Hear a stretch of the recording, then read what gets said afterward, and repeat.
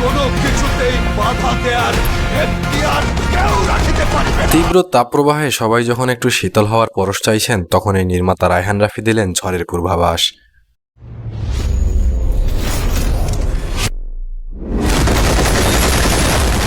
না, রাফিয়া হঠাৎ আবহাওয়াবিদ বনে যাননি। তিনি বেশ সিনেমাটিক কায়দায় প্রকাশ করলেন তার পরিচালিত চলচ্চিত্র তুফান ছবির পোস্টার, যা নিজের ফেসবুক পেজে আপলোড করে শাকিব খান লিখেছেন, বাংলার আকাশে বাতাসে আজ এক ভয়ঙ্কর তুফানি ঝড়ের সম্ভাবনা দেখা দিয়েছে।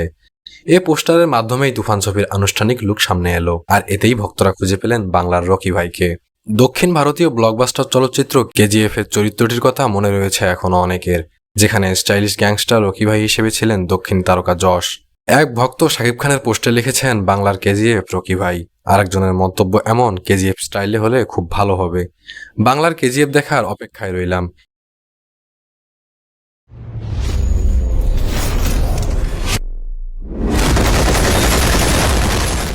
ছবিটির শুটিং চলছে গেল মাস থেকেই। প্রথম দফায় ভারতে হয়েছে শুটিং। সেই সব শুটিং মুহূর্তের কিছু ছবি ইতিমধ্যে নেট দুনিয়াতেও ভাইরাল। তারকাবহুল এই ছবিটি নিয়ে মঙ্গলবার নতুন আপডেট দেন রাফি।